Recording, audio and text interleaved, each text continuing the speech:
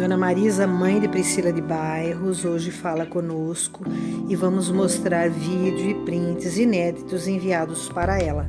Olá, muito prazer, sou a doutora Lia. Aqui neste canal falamos de vários assuntos interessantes como advocacia prática, saúde e psicologia comportamental, culinária saudável, faça você mesmo, dicas pet, também temas da atualidade e monetizamos 100% para os animais de rua. Vem pro canal! Olá, lindezas, inscritos, inscritas e vocês que estão aqui pela primeira vez, sejam bem-vindos ao nosso canal. Eu gostaria hoje de abordar um caso bem delicado, um caso que consternou muita gente se pôs no lugar da família, e que é o caso da Priscila Delgado de Bairros, que perdeu a vida dentro do apartamento de Paulo Bilinski, em São Bernardo do Campo, delegado Paulo. E que tanta coisa foi ventilada na mídia e tal. Nós fizemos, salvo engano, 13 vídeos, inclusive o primeiro, né, falando que a imprensa estava falando, distorcendo. Eu nunca coloquei uma posição contra o Paulo, mas confrontei divergências daquilo que ele falava, assim como vou colocar agora, porque muita coisa ele falou lá no começo e depois ele mudou ultimamente. Novos fatos, distância da arma para o corpo dele e muitas outras coisas que vocês vão ver. E tudo o que eu disser aqui vai estar muito bem abalizado em todos os links que eu estou colocando aqui na descrição, aqui embaixo, tá bom? Vocês clicam na setinha e vocês podem assistir. São vídeos nossos também, onde é abordado sobre a receita da medicação, sobre fotos, né, dele e da Priscila no elevador, a foto dele na maca, que não aparece sangue na hora do socorro, saindo do edifício onde ele mora, e várias outras coisas. E então, inclusive os últimos podcasts, né, pelo menos alguns deles que ele participou, da fala dele, do que ele falou antes, que eu vou dizer, e agora o que ele fala agora. Então vocês vão ter condições de ver que eu não estou aumentando e nem inventando nada. Que antes de ser youtuber, eu sou advogada, eu sou uma pessoa madura, tenho experiência de vida e tenho caráter. Não seria agora que eu iria mudar, nem mesmo que nós monetizamos para os animais de rua exclusivamente 100%, nem assim jamais eu iria alterar qualquer fato, qualquer coisa que eu não tenha visto, que eu não possa mostrar para vocês. Então, para mim, prevalece sempre a verdade, doa a quem doer. Então, hoje eu vou mostrar uma conversa com a dona Marisa, que é a mãe da Priscila. Então, nós vamos abordar vários fatos, inclusive vou colocar aqui um vídeo e alguns prints com datas que o Paulo enviava para a dona Marisa. E simplesmente vocês verem que, né, parece que não é bem aquilo que ele falou. Então, vou mostrar para vocês, fiquem até o final deste vídeo, que eu acredito que vocês vão se surpreender com muita coisa, como eu também me surpreendi. Eu quero falar um pouquinho sobre perícia. A perícia não é cabal, não é uma prova cabal. Um inquérito policial, um processo judicial e penal, ele é corroborado com várias coisas, né? Com provas documentais, provas testemunhais, provas periciais e o que mais for necessário. Então, a a perícia não é realmente a prova cabal de que realmente houve aquela dinâmica. Não estou falando exatamente deste caso, mas no geral, em todos os casos, naquele ambiente onde houveram possivelmente aqueles fatos. E posso dizer para vocês por alguns motivos. Vocês se lembram do caso do PC Farias? Vocês lembram? Que foi lá, né? Que ele era muito amigo do Collor na época. Vocês lembram disso? Muitos de vocês acredito que não haviam nascido. Mas no caso do PC Farias, dois gigantes da perícia no Brasil se confrontaram, né? Puxaram as suas espadas, porque um traçou a dinâmica de uma forma, que é o Dr. Badan Palhares, que sempre trabalhou junto à Unicamp, né, Campinas, e outro, Dr. Jorge Sanguinetti, lá do Recife. Inclusive os dois são médicos legistas, também um gigante da perícia no Brasil.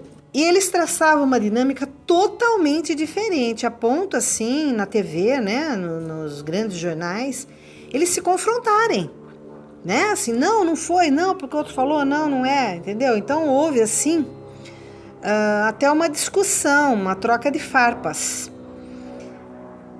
Então, para você ver que um gigante falou uma coisa e outro gigante falou outra. E quando você ouvia um falar, você concordava com aquele. E quando você ouvia o outro falar, concordava com o outro. Então, num processo, mesmo no tribunal do júri, estou falando agora como advogada. No tribunal do júri, quando a perícia chega, né, inclusive os peritos são ouvidos, para vocês verem a seriedade que o advogado de defesa, tanto o promotor, que é a acusação, e o advogado de defesa, ou os advogados de defesa, tem chance de fazer as reperguntas, né? Pergunta para o juiz, e o juiz, que é o presidente do plenário, faz para a pessoa ali, que está na cadeira do centro ali, sendo feitas essas reperguntas. Então, justamente ele vem porque a outra parte também quer, apesar de já ter enviado os quesitos antes, né? Que os quesitos são perguntas que ambas as partes podem enviar para que o perito responda assim que ele concluir a perícia, tira as dúvidas das duas partes, da acusação e da defesa. Ali mesmo pode-se, né, ao vivo, né? E conversando e respondendo, pode-se tirar novas reperguntas, né, daquilo que foi respondido. Então, realmente, se ele vai até o plenário do júri, é porque só o laudo que ele juntou não foi suficiente, né? Podem haver, além dos quesitos que já foram feitos, que foram as perguntas lá atrás, no papel, né, no virtual, que seja agora, né, que não é mais no papel, para serem satisfeitas. Então, existe muito isso. Caso do doutor Igor Ferreira, né? Ex-doutor falando agora, né? Porque ele foi delegado de polícia e foi promotor de justiça no estado de São Paulo. Doutor Igor Ferreira. Eu até tenho o vídeo dele que eu editei. Aqui, tô colocando aqui em cima no card para vocês, dos casos criminais, está lá. O caso do doutor Igor Ferreira. Então lá, né, ele simulou um latrocínio e, na verdade, foi ele quem atirou contra a esposa grávida de 8 meses, numa estrada de terra. E ele não era o suspeito de forma alguma, a sogra o defendeu por muito tempo, até, também não sei até quando, mas vocês têm que assistir lá porque é longo para eu explicar. Mas a primeira perícia saiu que o feto, né, que a criança, não era filho dele. Então, corroborava mais ainda com o motivo, né, a motivação do que aconteceu. E depois a defesa, também pediu uma nova perícia que concluiu que o feto era filho dele. E essa parte realmente ficou inconclusiva. Então, para vocês verem que para fazer um DNA de um feto para saber quem é o pai, hoje, em 2021, é a coisa mais simples do mundo. É o DNA. Antes se fazia exame de hemoaglutinação, sabe? Era totalmente outra coisa. Para os exames de paternidade, não davam assim quase 100%. Hoje não. Hoje, e há bastante tempo atrás, né? Eu digo hoje porque eu estou falando hoje, mas não tem mais isso. Não existe mais esse tipo de dúvida. No entanto, foi o que permeou aí a perícia do caso do Dr. Igor. Então, para vocês verem como uma perícia, volto a repetir, não é prova cabal. São tantos casos de erro, além de corrupção também, né? Porque, infelizmente, em todas as áreas há corrupção desde que haja dinheiro. Então, tudo pode acontecer. Bom, o que aconteceu? Há vários vídeos, né, das entrevistas de TV que o Paulo deu, também que os corregedores falaram, né, que o Paulo foi ouvido pelos corregedores, né? Ele disse que ele foi ouvido desde o início como vítima. Eu posso afirmar que isso não é verdade, porque eu conheço a parte técnica e qualquer advogado que estiver ouvindo, até estudantes de direito, vão poder concordar comigo. Inicialmente, estavam procurando a verdade real em cima de 3 fatos, 3 crimes, que inclusive o Paulo fala em vídeos e os corregedores também. O primeiro seria tentativa de homicídio da Priscila para o Paulo. Segunda hipótese, feminicídio do Paulo para a Priscila. E terceiro, o suicídio dela para ela, certo? Então, foi aberto esse processo administrativo também pelas armas, né? Foram encontradas lá, que inclusive ele não foi terminado, que é um PAD, né? O processo administrativo, ele não foi terminado. E que o Paulo foi ouvido como testemunha. Num caso desse, é chamado de testemunha. Não é chamado de réu, porque réu já é o denunciado, né? Não é chamado de denunciado, averiguado, não, é chamado de testemunha e não vítima. Porque até então, ninguém sabia e ainda não sabe se ele foi vítima ou não. Então, ele nem poderia estar falando isso. Tecnicamente falando para vocês, porque eu sei que a maioria de vocês são leigos no assunto. Então, não poderia estar falando isso. E não tem problema nenhum estar falando isso, porque eu estou realmente relatando o que é verdadeiro, tá bom? E se vocês tiverem alguma dúvida, por favor, coloquem nos comentários, mandem e-mails, eu vou responder a todos, tá? Se eu não souber de alguma coisa, pode ter certeza, porque a gente nunca sabe tudo. Eu vou procurar saber e vou trazer a resposta para vocês. Veja, quando o Paulo foi ouvido na delegacia, primeiro ele falou num podcast, agora sim, coisa de semana que está aí na descrição do vídeo também, que ele ficou meses sem andar. Meses. Bom, primeiro que dentro de um mês ele estava caminhando sem cadeira de rodas e indo até o DP, até a delegacia, para prestar esclarecimentos, junto com o pai, junto com a advogada, mas ele foi andando, caminhando. Inclusive na entrevista também, né, para aquele programa de domingo à noite, vocês sabem qual é, daquela emissora, grande emissora, ele também estava andando, ele estava caminhando, devagar, mas ele estava caminhando. Então, né, bom, essa é uma coisa. Ele foi ouvido pelos 2 corregedores e pelo perito. Ele fala exatamente isso, fui ouvido pelos corregedores e pelo perito. Primeiramente, mesmo ele sendo testemunha, não se sabia até então se ele iria ser denunciado, se ele iria ser o réu, né? Aí de todo, dentro dos fatos aí, certo? Um perito, ele não poderia ouvir a dinâmica do que o Paulo estava oferecendo. Porque isso não acontece. Com uma pessoa comum da sociedade, isso não acontece. O perito, ele não ouve o que a parte alega. Até porque ele se influencia. E além de tudo, isso dentro do direito, se chama contaminar a prova, porque desta forma ele pode sim influenciar o perito.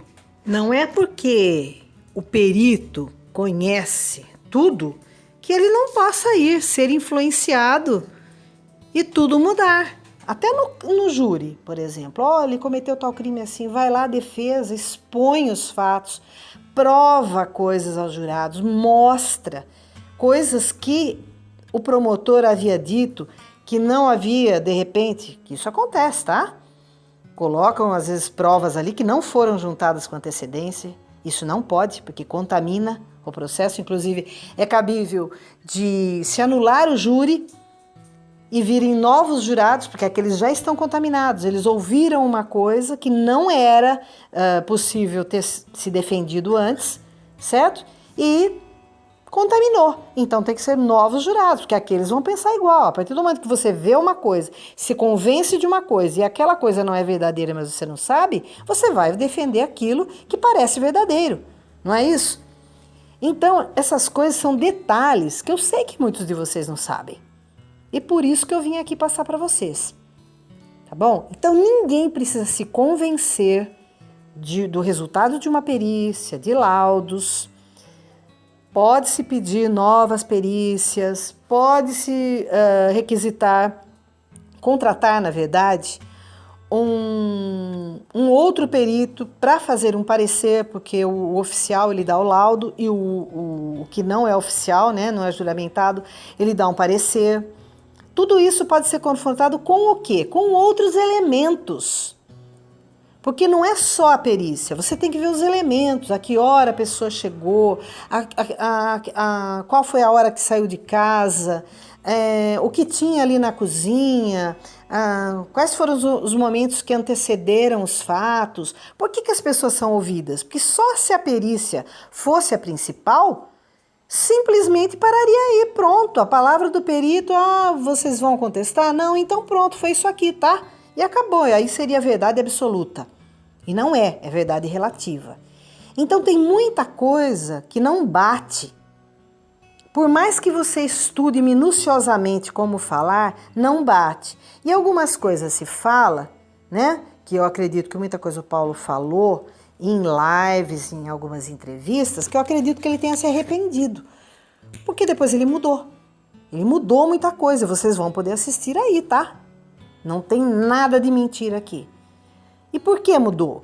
Porque a pessoa, se ele foi a vítima, por que ele está mudando os fatos? Por que ele está mudando detalhes? Para quê?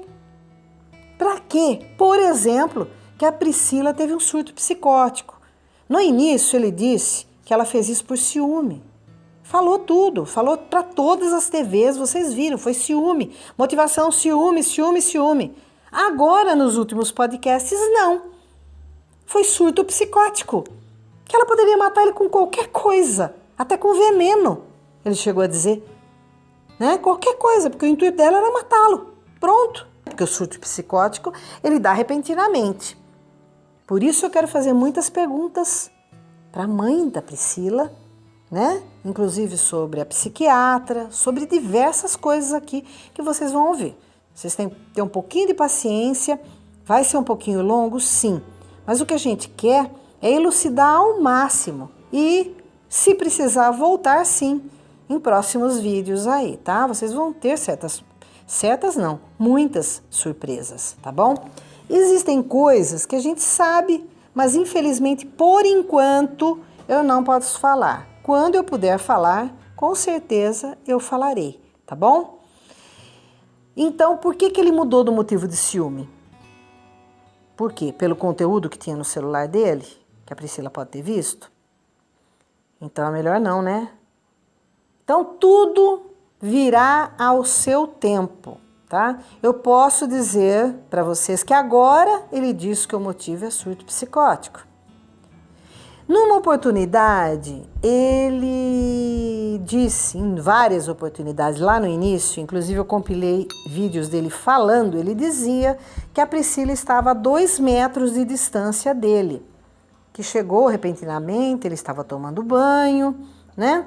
Apesar que um perito lá, não oficial, mas um perito falou na TV, nesses programas também, que ele viu que o box estava seco, o banheiro estava seco, provavelmente ele não havia tomado banho. Bom, enfim, não posso dizer, eu cheguei a ver realmente isso também, mas né, não estive no local do crime, não posso afirmar. É isso que eu falei, também estão nesses vídeos que eu estou colocando aí nos links para vocês. E que ela veio, não falou uma palavra, e pum, pum, pum, pum, pum, né, tava tirando. Então eu pergunto para vocês, eu vou mostrar um vídeo aqui para vocês, que ele mandou para Dona Marisa. Ele não aparece, mas vocês vão ouvir a voz dele. Inclusive eu vou colocar o print do dia que ele mandou, que foi dia 16 de maio, 4 dias que antecederam o dia lá fatídico, certo?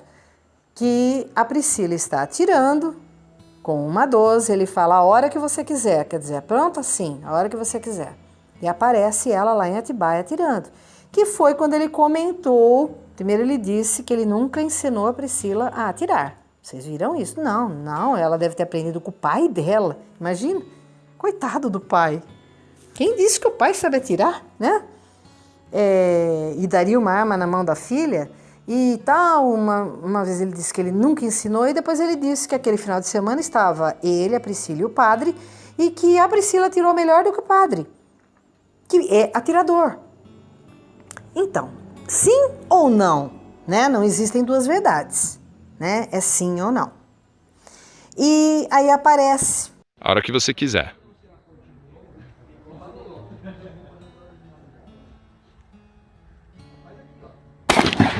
A hora que você quiser.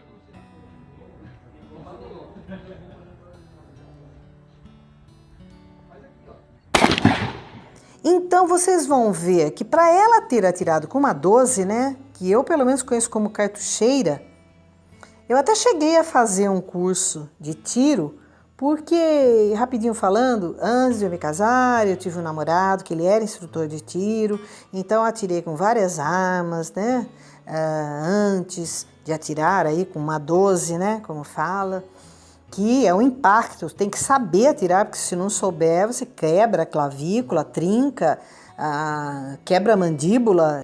Com certeza a Priscila atirou antes com outros calibres de arma, inclusive Glock. Então, será que a Priscila, a 2 metros, conseguiria atingir o Paulo na cabeça? Mas só que vamos mudar 2 metros para 70 centímetros, que foi o que ele falou nos podcasts últimos aí. Ele disse que estava a 70 centímetros de distância da arma e que ele tentou tirar a arma dela, desmuniciar a Priscila, desarmar, melhor dizendo, né? Desmuniciar é tirar os projéteis, né? Ele tentou desarmar a Priscila, ele disse isso. Aliás, um dos rapazes lá, barbudo, lá falou, né? Mas você não sentiu dor, cara, com os tiros? Ele falou, então, eu perguntava mesmo na minha profissão para as pessoas que foram baleadas se sentia dor, e eles falavam que não sentia, e não sente mesmo. Até conforme ela estava dando tiros, eu achei que ela estava errando o alvo. E eu tentei desarmá-la. A 70 centímetros, primeiramente, se ela estava com o revólver na mão, apontando já para a porta do banheiro quando ele saiu, a 70 centímetros, ela acertaria ou não a cabeça dele? Porque já que ela queria matar, ela era um tiro só. Não precisava, era um tiro na testa, pronto. Acabou, não é? Agora, a altura dela, 1,75, 1,76. Olha a foto que ele mandou no dia 19 de maio para a mãe dela, falando, casalzão lindo. No mesmo dia que ele disse que houve discussão no apartamento. Tá bom? Olha a altura deles. Ele disse que ele tem 1,78, eu não sei. Ela, eu sei porque a mãe dela vai falar agora, 1,75 e 1,76. Ela era alta, né? Você vê que todas as fotos ela é a mais alta da turma das mulheres. Então, seria super fácil ela dar um tiro na cabeça dele para matar. E ela deu. E depois ele caiu no chão, não dava para ela dar outro tiro na cabeça dele? É um questionamento. Estou questionando, não estou afirmando nada, estou questionando. Aliás, eu não tenho nada contra o Paulo. Nada. Inclusive, se o Paulo quiser falar comigo aqui no canal, Vamos conversar até sobre anatomia, que tem algumas coisas que ele fala, que depois eu vou falar num próximo vídeo, que eu não concordo. Por exemplo, onde fica o bulbo cerebral, onde se dá um tiro para desmontar uma pessoa, para ela parar, né, e não matar. Todas essas coisas a gente pode discutir, porque de anatomia e fisiologia eu conheço, posso dizer sim, que aí eu conheço bem. Tem muita coisa que eu preciso aprender, né? A gente pode conversar, não tem problema. Está aberto o espaço para Paulo Bilinski aqui no canal, para ouvir todas as partes, sem problema nenhum, para o perito, para quem quiser, tá? Eu sou uma pessoa humilde e sou uma pessoa educada também. Então, a gente tenta levar com a maior leveza possível. Então, é isso, são questionamentos de mudança, entendeu? De mudança de distância, mudança que não ensinei a atirar e depois aparece lá com aquela arma enorme atirando. Então, são questionamentos, né? Sobre a faca. Imagina que a Priscila, pesando menos de 60 quilos, ele 93, com a destreza dele, de uma pessoa que dá cursos, né? Que eu também coloquei ele mostrando como se desarma uma pessoa e como fazer também para tirar uma faca da mão de uma pessoa. Ele explica aí num dos vídeos que eu coloquei. É ele ali, vocês vão ver, né? Instruindo os outros e com um amigo dele lá da escola de Atibaia, se eu não me engano chama Projeto Policial, né? Fazendo isso, né? É claro que ele está parado, né? Está estático, e é claro que na dinâmica dos fatos nem sempre acontece daquela maneira. Mas para treinar é assim, certo? Então, como faca, sabe? Então eu não tive acesso para saber se tem digitais da Priscila no cabo da faca, isso aí realmente eu não sei. A perícia não foi terminada ainda, e isso vocês vão saber. E várias outras contradições, né? Quando ele escreveu o WhatsApp dia 19 à noite para a Juliana, dizendo que ele quem tinha terminado, que ela estava desesperada. Falou que está grávida. Então, primeira versão, ele fala lá, eu terminei com ela. E depois ele apagou do celular dele todas as mensagens. Não dá para entender o porquê, tá? Mas ele apagou. Isso tá lá, né, no registro lá do celular dele, tá ali, apagou tudo. Mas como a Juliana compareceu à delegacia e ofereceu o celular, foi visto, certo? Ele falou assim, não é possível. Ela falou, mas e aí, pode ser? Ela falou, não é possível. Eu coloquei nos vídeos que eu fiz também. Os prints, inclusive. Não, eu uso camisinha. Quer dizer, que ele usa camisinha toda vez. Mas dentro do corpo dela foi encontrado o que na perícia? Por que a cama de hóspedes estava totalmente feita, totalmente lisa, como se não tivesse usado naquela noite anterior, não tivesse sido utilizada a cama? Ele disse que ela estava fazendo as malas para poder ir embora. Isso aí nós vamos conversar com a mãe, tá? Sobre namorado de São Paulo, sobre tudo isso aí, nós vamos conversar aí, tá bom? Estava nas malas as roupas dela, certo? Porque ela ia embora no dia seguinte, então ela tinha que aprontar tudo, né? Ela tinha bastante coisa, tinha que aprontar tudo. Por que foram devolvidos em sacos de lixo e não nas malas que ela levou? Já que as malas estavam prontas.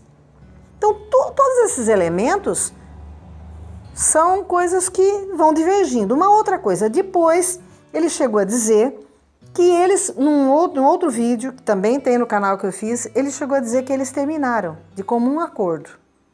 Terminaram de comum acordo, de boa. Então já não foi mais ele que terminou. E no último vídeo que eu fiz dele, que deve ser o 13º, tem lá ele falando que foi a Priscila quem largou dele. Então, pera um pouco, pessoal, eu preciso entender. Foi ele que largou da Priscila? Foram eles que falaram, pum, a gente não quer casar mais, pronto, acabou? Ou foi a Priscila que largou dele? Né? Quero perguntar para a família, porque a família me falou que 7 dias ela ficou sem entrar em contato. Como? Ela era super ligada à mãe, à prima. A prima era como irmã, né? Porque a Priscila é filha caçula, única mulher, né? Via a prima, que tem mais ou menos a mesma idade, né? A Priscila tinha acabado de fazer 27 anos, faziam 2 meses, né? Salvo engano, ela é do 1º de março.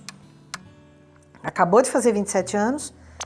E por que ela não teria avisado a família? Olha, vai me pegar no aeroporto amanhã, tô chegando, ou se não, por favor, vem me buscar.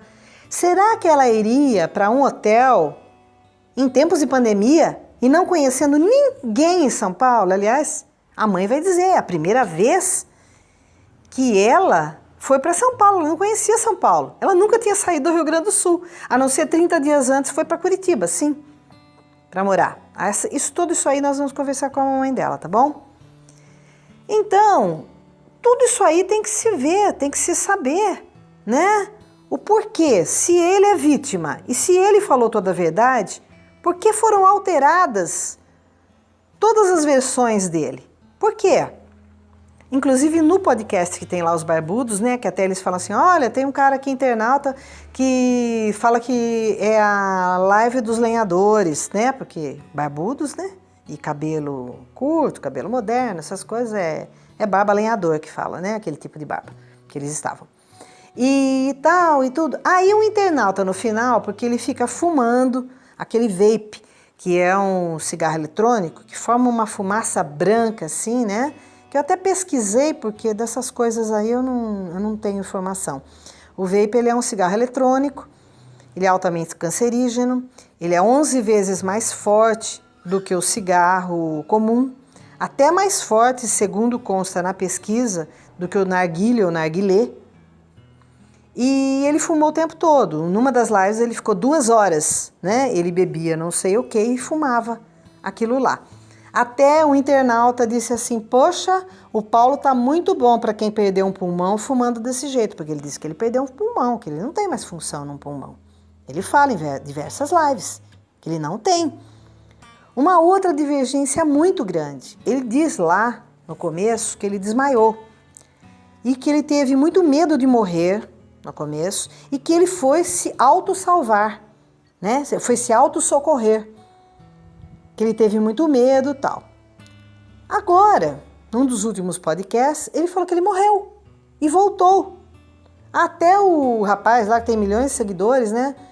Sniper, se eu não me engano, ele fala assim, pô, cara, mas você chegou a ver alguma coisa do outro lado, é isso? Você morreu? Ele disse que sim, que ele morreu. E que ele sentiu uma tranquilidade muito grande e tal, e tal. Espera um pouco, ele teve medo de morrer lá no começo ou não? Outra coisa que ele falou nos primeiros vídeos, ele falou que ele perdeu muito sangue que ele achou que ele fosse morrer, que ele teve choque hipovolêmico. Bom, quem tem choque hipovolêmico, eu acho que só se for um milagre muito grande, porque 99,9% da pessoa morre. Isso eu já abordei num outro vídeo lá atrás, e inclusive eu me admiro dele ser um professor de medicina legal, e ele tentar se autossocorrer no caso de tiros, aí, se ele realmente estava perdendo sangue. Porque toda a instrução é ficar quieto e calmo, tentar conter a ferida, né, com um pano limpo, com a roupa, com qualquer coisa que tiver em mãos, e tranquilizar o paciente, a vítima, só isso. Ele não pode sair rastejando, né? Parece que é coisa do filme do Rambo, sabe? Isso aí, para mim, é uma ficção enorme. Me desculpa, é a minha opinião. Não tem como. Ele teria que ficar muito tranquilo e muito quieto. Até porque ele já tinha, né, ligado para a polícia, para o socorro, né? Viriam imediatamente, ainda mais que o hospital ficava do lado do prédio dele, né? Só separado por um muro. E quieto e tranquilo, por quê? Porque tem que ter o menor movimento possível. Por quê? Para não aumentar a pressão arterial, que é claro que faria com que a hemorragia aumentasse. Até o tensionamento faz isso. Então, os primeiros socorros partem exatamente dessa medida. Então, quando se fala para um leigo, é diferente, né? Mas quando se fala para alguém que tem uma formação na área, aí não dá, né? Aí não dá para engolir. E depois ele diz o quê? Que ele olhou e ele viu, principalmente no podcast do Vênus, Corte de Vênus, que tem lá a Cris Paiva, que é humorista, Ele diz lá que ele viu que não pegou nenhuma artéria. Ele viu que ele não ia morrer, né? Porque não esguichava sangue. Então eu te pergunto, de quem é todo aquele sangue? Porque imagina, um tiro no coração, o que acontece? Será que a perícia vai dizer que todo aquele sangue era dele? Que a Priscila não tinha sangue, né? Também mostrei no vídeo que na maca, quando ele foi socorrido, não tinha uma gota de sangue. Até agora não apareceu o vídeo dele, que ele mesmo fala no podcast, dele entrando e no elevador, apertando o botão e tal, e não sei o quê, porque ele disse que ele não conseguia levantar. Então, não sei como que ele apertou. Teria que ver. Que ele estava pelado. Pelado é fácil, é só colocar um mosaico nas partes íntimas que ninguém está interessado a ver. Simplesmente, sim, chegar à verdade dos fatos. Até agora, ninguém viu este vídeo. Ninguém, né? Então, assim, estou duvidando? Duvidar eu posso duvidar, né? Eu tenho o direito constitucional de me expressar. Se eu estou falando quem é culpado, quem não é culpado, não. Estou colocando aqui as divergências do que ele falou, do que ele fala. Ele muda a versão, simplesmente isso. E eu acho que uma pessoa, se ele é vítima e ele realmente aconteceu tudo aquilo, ninguém muda a versão. Porque ele não bateu a cabeça, que eu saiba, né? Então ninguém muda a versão. Se você perguntar para alguém que passou por um fato verdadeiro daqui 50 anos, a pessoa pode não falar detalhes, mas ela vai chegar num contexto, numa dedução que falou tudo igual, né? Porque você não esquece. Inclusive ele falou também que depois que ele falou que ele tirou o carregador e num vídeo agora recente também, coisa de uma semana, que ele está dentro de um carro, né, falando com o rapaz, dono do canal, ele fala que ele havia trocado o carregador há muito pouco tempo. Quando a jovem lá que trabalha, que faz o programa junto com a Cris Paiva, que me desculpa, mas agora não estou lembrando o nome, ela pergunta, por quê? Como foi isso? Como foi aquilo? Ela faz perguntas que o internauta entende que ela não está entendendo isso aí, que para ela não bate, tá? Agora, ela pergunta várias coisas, mas espera um pouquinho.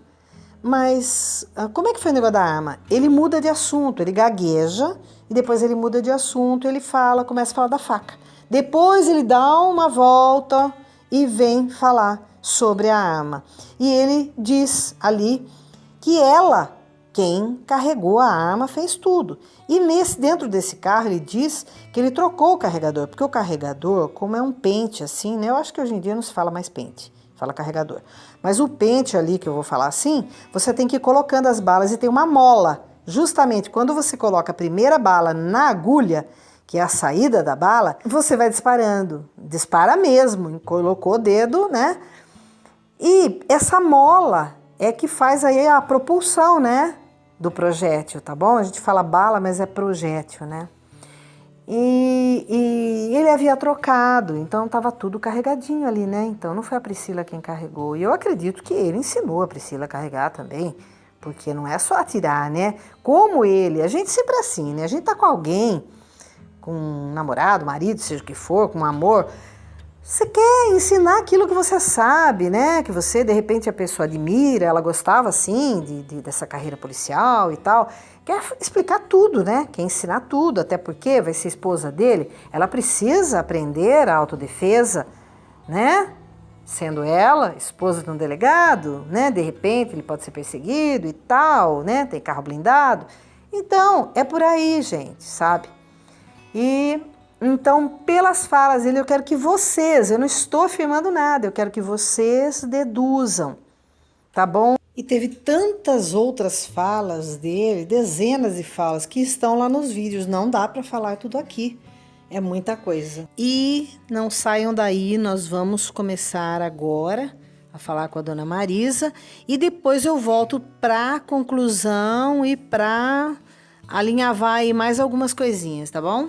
Oi, dona Marisa. Gostaria de agradecer a senhora pela confiança e também, claro, externar para a senhora os nossos sentimentos, porque aqui no canal tem muitas inscritas, muita gente se compadeceu muito com a Priscila, com a família de vocês, e virou assim uma comoção muito grande mesmo das pessoas que nem chegaram a conhecer a Priscila pela maneira que os fatos desenrolaram, tá bom? Dona Marisa, eu gostaria de iniciar perguntando para a senhora. A Priscila tinha acabado de fazer 27 anos, dia 1º de março de 2020, é isso? Sim, dia 1º ela completou 27 anos. E como ela era, assim, na família, com os amigos, com as pessoas, só resumidamente, assim, dizendo? Priscila era muito carinhosa com nós, com as pessoas que ela convivia, com os amigos dela, as amigas, os bichinhos dela que ela amava, ela adorava os bichinhos dela também.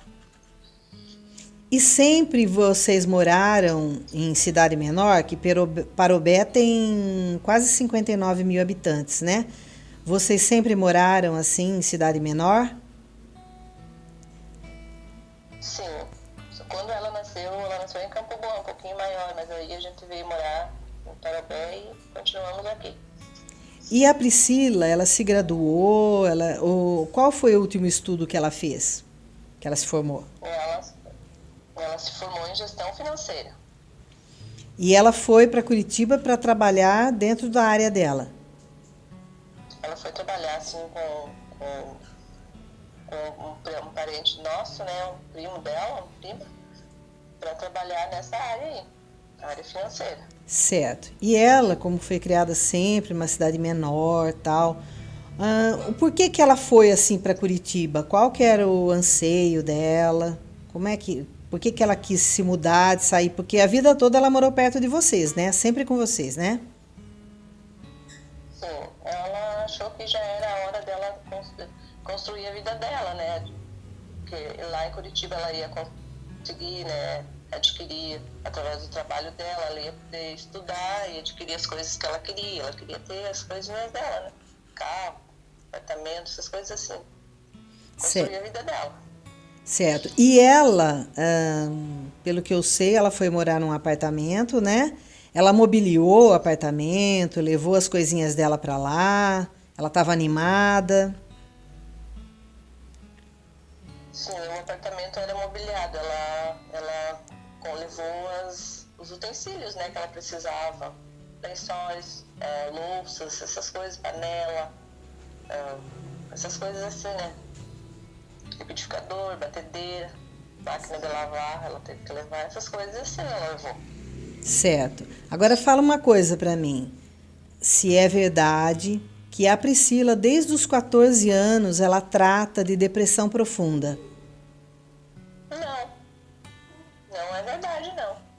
E ela estava tomando um medicamento, né, que é Venlift. Até num dos vídeos que eu fiz, eu coloquei a bula, né, que serve para ansiedade. Para ansiedade. Ansiedade não tem nada a ver com querer tirar a própria vida, contra obsessões, nada disso. Né? Não é um medicamento para isso, contra suicídio. Alguma vez ela tentou contra a própria vida? Nunca, capaz. E outra coisa que eu quero perguntar para a senhora acha que ela tomava essa medicação por quê? Até pela essa mudança de vida? Por que ela estava ansiosa?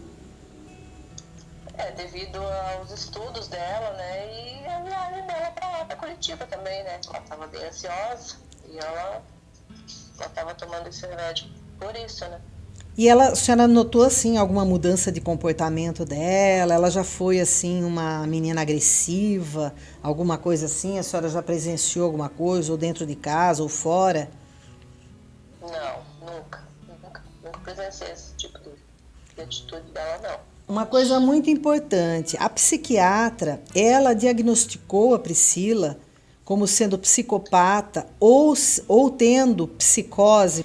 Ela foi diagnosticada com algum tipo de psicose, esquizofrenia, que pudesse ter um surto psicótico? Não, isso não. Tá. E outra coisa, então, a senhora notou alguma mudança depois que ela tomou essa medicação? A senhora notou que ela estava estranha, alguma coisa, ou estava tudo normal? Não. Ela não Tava ficava normal. sonolenta, não ficava sonolenta, esquisita, nada disso. Não. E ela era de tomar muito remédio? Nada, não. Ela era já de tomar muito remédio, tomar uma coisa, outra? Não. Ela não tinha vícios, né? Não. Tanto que ela sempre era meio naturalista. Ela tentava fazer dietas, tomar, Tá. comer A- alimentos mais saudáveis, né? Agora, pelo que eu sei, a psiquiatra que receitou esse Venlift para ela não foi ouvida em juízo. Confere isso? Acho que não. Não ouvi falar que ela foi ouvida. Então, porque eu conversei com a sua sobrinha, né, que está mais à frente do caso, ela disse que a psiquiatra não foi ouvida, que inclusive a psiquiatra não queria nem falar, por causa do sigilo, né, médico, só sob ordem judicial. Né, mas não existiu nenhum diagnóstico, né? Nada disso. Não. A senhora saberia se existisse? Eu acho que eu saberia, né? Tanto que a Priscila consultou alguma vez com essa médica lá em Curitiba. Só uma vez. Ela não poderia falar muita coisa porque ela não sabia, né? Tá certo. Agora eu queria perguntar para a senhora, o que que a Priscila levou para São Paulo? Primeiro, ela conhecia alguém em São Paulo? Não conhecia ninguém. Então eu tenho que entrar numa outra questão. A Priscila teve vários namorados? Como é que foi? A senhora saberia dizer quantos namorados a Priscila teve? 2 namorados, que nós sabemos, 2 namorados, que eu sei. Eles- Eles que frequentaram a nossa casa, né? E o último, inclusive, se chamava William, né? Sim. Certo. Mora Ah, em Sacudão. tá, agora diz uma coisa pra mim. Em São Paulo ela tinha algum namorado? Tem algum namorado que é um desses dois que se mudou pra São Paulo? Não, Então ela não conhecia ninguém em São Paulo. não conhecia, não. Ela nunca Não tinha ido a conhecia. São Paulo. Acho que não. Não tenho certeza, mas acho que não. Talvez a passeio. Sim, mas ultimamente? Não. Isso Tinha ido, não. Tá, é isso que eu queria dizer. Então ela não tinha ninguém em São Paulo. Então se ela tivesse Não tinha. se ela quisesse sair da casa do Paulo à meia-noite, depois de uma briga do dia 19, por exemplo, a senhora acha que ela, pelo que a senhora conhece dela, ela iria em algum hotel em plena pandemia, sem conhecer ninguém em São Paulo, sem conhecer a cidade? Não iria, não. Ela ia esperar pra sair no outro dia, ia ligar pra nós, né? Pois então. Pra contar o que tinha acontecido, né? Isso, exatamente isso que eu ia perguntar em seguida. A senhora acha que se houvesse briga, se houvesse rompimento, a Priscila teria ligado para a senhora, ligado para a prima, que é como irmã dela, que é confidente? Vocês teriam notícia da Priscila à noite sobre isso? Sim, com certeza teríamos. A gente teria notícia sim, porque ela ia ligar pra nós. E ela não ligou. Deixar de ligar, não. Não ligou. E fazia quanto tempo que a Priscila não entrava em contato? Pra conversar com nós, fazia uns 5 dias, mais ou menos. Mas isso não era do feitio dela. Não era, não. Ela simplesmente mandava alguma mensagem rápida, mas pra conversar mesmo, não. E o que a tava senhora conversando acha com que nós. aconteceu, então? O que a senhora acha que aconteceu, que ela ficou alguns dias sem falar com vocês? A senhora acha que ela estava de posse do telefone ou não? Como que é, pelo que a senhora me falou? Tem uma dúvida muito grande aí sobre esse telefone. Eu não sei, eu acho que talvez ela estaria sendo meio que monitorada, né? Com o telefone. E então, é isso que eu quero perguntar para a senhora, o seguinte. A senhora realmente acredita que houve briga no dia 19, no dia anterior? Eu não acredito que houve briga, porque ele me mandou uma foto ali perto das 8 horas da noite. Que foi essa foto que a senhora me mandou. Eu não acredito. Eu estou colocando agora aqui para as pessoas verem a foto e o print que a senhora me enviou do horário. Então, no próprio dia 19, ele escreveu isso aqui, casalzão, tal. Foi ele quem mandou para a senhora.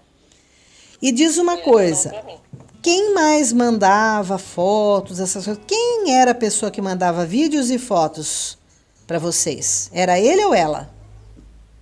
Só ele. Só ele mandou. Mandava, né? Sempre ele mandava? Sempre ele. E a senhora sabe por quê? Alguma vez. Não sei, não. Eu ficava meio intrigada, né? Mas nunca quis perguntar, entrar em detalhes.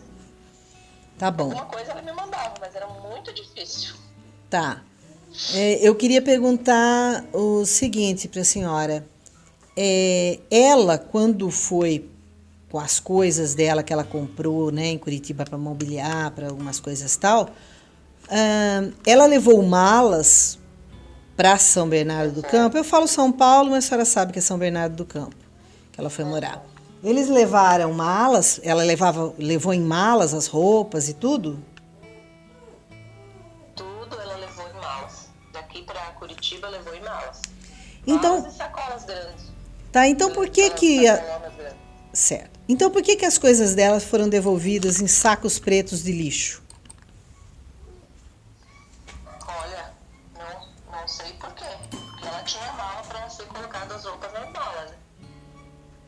Então, mas se o Paulo disse, né, em depoimento, nos lugares tal, que a Priscila aprontou as malas para ir embora, então é sinal que a Priscila colocou as roupas dela, aquilo que dava para levar, né, embora manualmente, nas malas, não foi isso?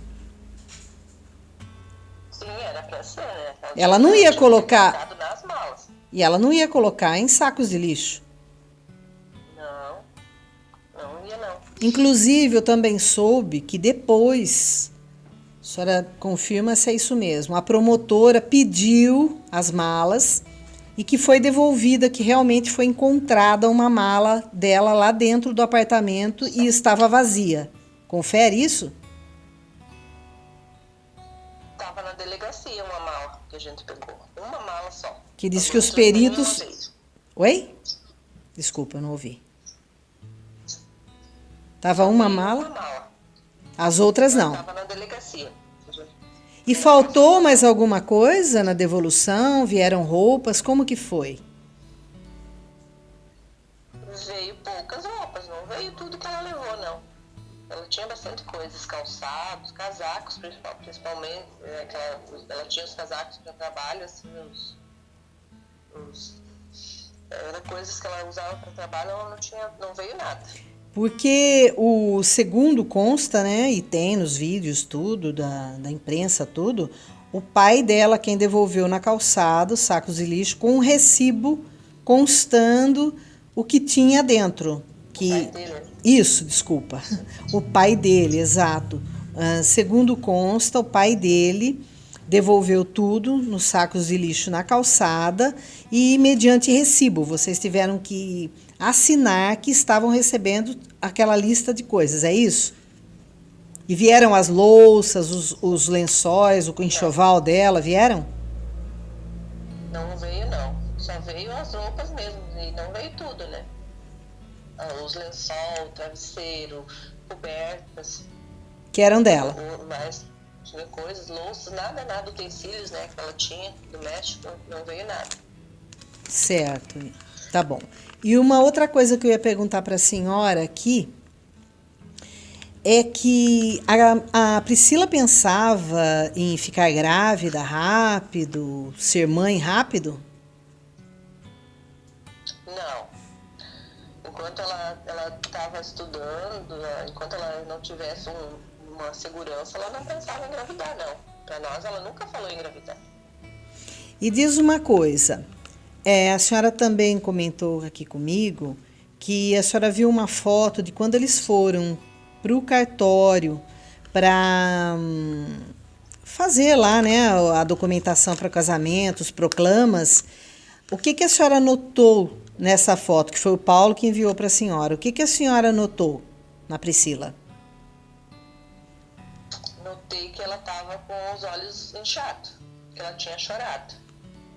E a senhora conheceria quando sua filha... Não. Sim, talvez ela estava com os olhos... Porque que havia chorado. Sim.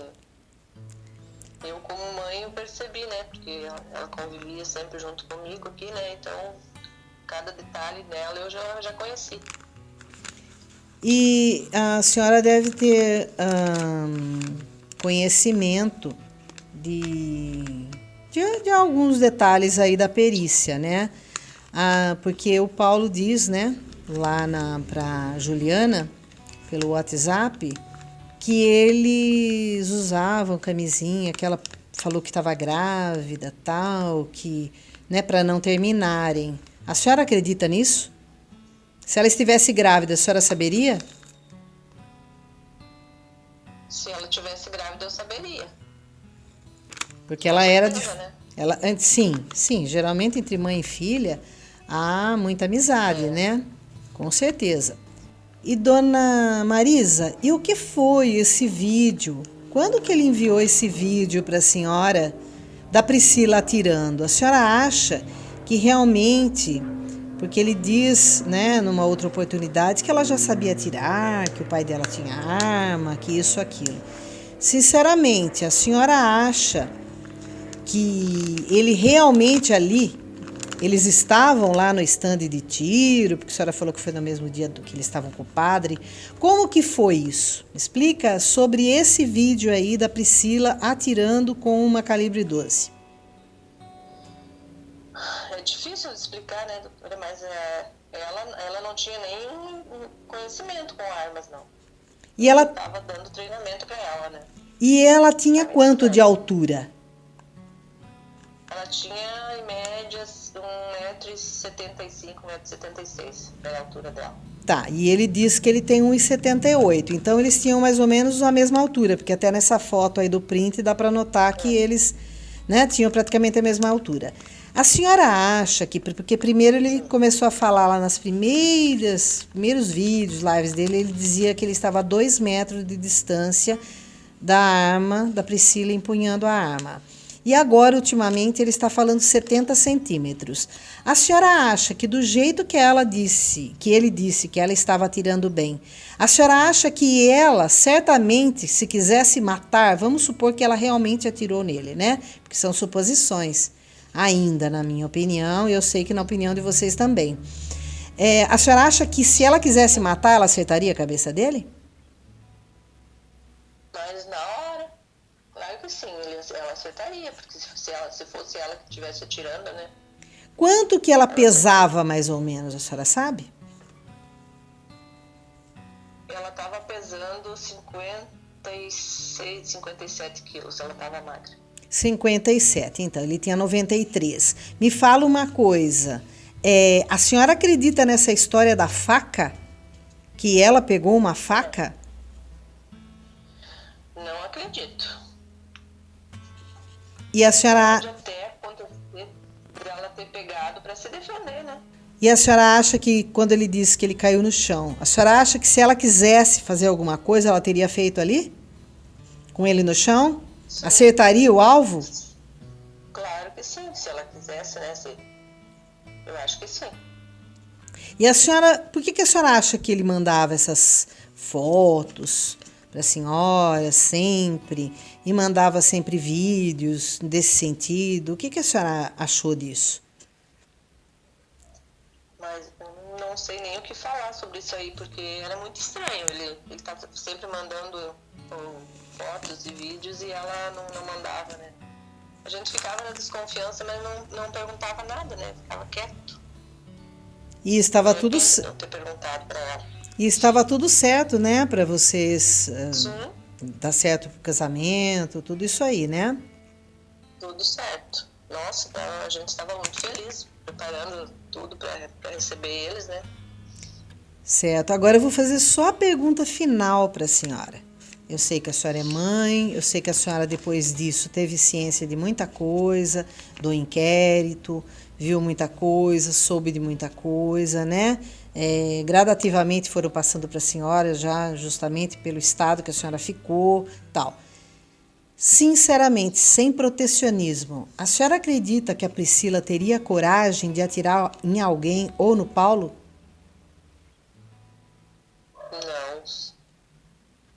Não acredito. A senhora acha que teve alguma outra coisa que aconteceu? Teve alguma outra coisa muito grave ali que aconteceu. Até porque a senhora falou que 8 horas da noite, do dia que ele disse da discussão, ele havia mandado foto para a senhora. Sim, ele mandou foto, né? Parecia tá tudo bem lá, né? Dona Marisa, a senhora quer fazer alguma colocação? Eu só queria saber por que ele não ligou para nós na noite que ele falou que ela estava alterada, que ela estava muito nervosa. Por que ele não? Se ele gostava tanto de mim, né, me chamava de sogrinha, por que ele não me ligou? Não custava nada ele ter ligado, né, para falar o que estava acontecendo. Então, aí que fica mais dúvidas, né?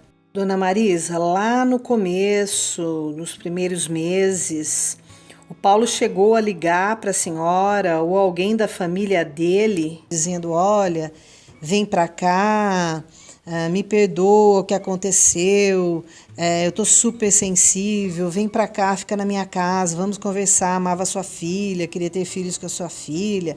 Não. Nem para dar um conforto e nem para explicar o que aconteceu, nada. Nada. A sogrinha acabou. Sim, só isso. Tá bom. Acabou, né? Infelizmente, né, Dona Marisa? A gente sabe como que é. Dona Marisa, eu espero que dê tudo certo para vocês. Eu sei que vocês vão lutar pela Priscila, vão continuar lutando daqui para frente, né? E eu desejo o melhor para vocês, tá bom? E volto a falar que a gente, né, meus sentimentos mesmo pelo que aconteceu. Eu desejo que a senhora seja forte. Sei que vocês ficaram bem doentes, que o seu marido, seu filho, toda a família fique bastante forte, porque é isso que a Priscila, eu tenho certeza que ela ia querer, e também que vocês agora resolveram falar. Eu sei que daqui para frente vocês vão bater em cima de tudo, dentro da lei, e vão procurar fazer a justiça que deve ser feita, né? Na verdade, descobrir a verdade de tudo, se essa realmente é a verdade ou não. Tá bom? É o que a gente quer, saber a verdade. Muito obrigada. Obrigada, senhora. Até logo. Pois é muito triste, né? Para a família e para todos, né, que conheceram a situação. Mas, enfim, eu tenho uma última coisinha aqui para tratar com vocês e fazer algumas indagações e explicações. Também, todo mundo quer saber, né, por que o Paulo tinha 50 mil reais em espécie dentro de casa. Sabendo que o salário dele na época era mais ou menos, né, do estado de São Paulo, uns 10 mil reais. Então, todo mundo quer saber o porquê disso aí. E também se a perícia, se a corregedoria vai dizer sobre isso, vai falar o que aconteceu, também sobre as armas apreendidas, né? E que também, como ele diz que tudo acabou, só falta a medicação dela vir. Me desculpe, isso não é verdade. O que falta mesmo é a senha do celular dela, que é um iPhone que ela ganhou de presente dele, e que existia uma senha, e é necessário que se descubra essa senha para saber o que tem dentro desse celular. Eu até enviei um link, né, sobre essa coisa, né, que teria que mandar para os Estados Unidos, mas me parece que não, que tem... Eu não estou a par disso, que existe um aplicativo israelense. Bom, enfim, eu acredito que numa certa oportunidade, com certeza o advogado virá dizer melhor sobre tudo. Eu não quero especular e nem adiantar assim, nada que seja de concreto para vocês, tá bom? Então, escuta só esse último pedaço, que é sobre o dedo do Paulo, se ele realmente é necessário para a profissão dele. Que ele diz que está sob licença saúde, porque ele é destro, não pode usar a mão direita e tal. Bom, eu gostaria de falar uma coisa que eu já falei também num vídeo, fazer uma pergunta para vocês. O dedo dele atingido, operado, foi o dedo do meio da mão direita, ou seja, o pai de todos, popularmente chamado, e dentro da anatomia, chamado de dedo médio, certo? É polegar, indicador, médio, anelar e mínimo. São os 5 dedos da mão. Bom, para atirar, ele não precisa desse dedo. Por quê? O dedo colocado no gatilho, que é o cão, é usado o dedo indicador, o fura-bolo, certo? O polegar, na minha opinião, e na opinião da maioria, né, de profissionais de saúde, do médico, o principal dedo da mão é o polegar. Sem o polegar que você não faz nada. Você não pega nada, polegar, ele é pequeno, mas ele é o dedo primordial da mão. Então, o polegar tem que empunhar a arma, né? No caso, uma pistola e um revólver, eu tô falando, né? O dedo indicador é o que puxa o gatilho. O médio, na verdade, ele vai empunhar a parte interna da arma junto com o anelar e o mínimo. Se ele não estiver ali, o anelar e o mínimo dão conta do recado. Tá certo? Então, por que ele não poderia atirar? Primeiro que delegado não sai em diligência dando tiro em bandido. Isso aí só lá no CSI, nas séries americanas, ou aí nesses filmes que foram feitos aí, né? Do Brasil, nas favelas, tal, que mostra isso. Mas o delegado não vai. Não é o delegado que faz esse confronto, tá? Eu não conheço nenhum delegado, sinceramente, que morreu num confronto. Porque eles não vão. Né? São policiais militares que vão. É claro que às vezes o policial civil, ele surpreende, ele tem que fazer alguma coisa. Né? Ele anda armado porque ele vai fazer diligências, ele não sabe o que acontece. Eu conheço uma pessoa da minha cidade que estava para se aposentar, era um investigador, o número 1 na cidade, né? Ele andava com 3 armas no corpo.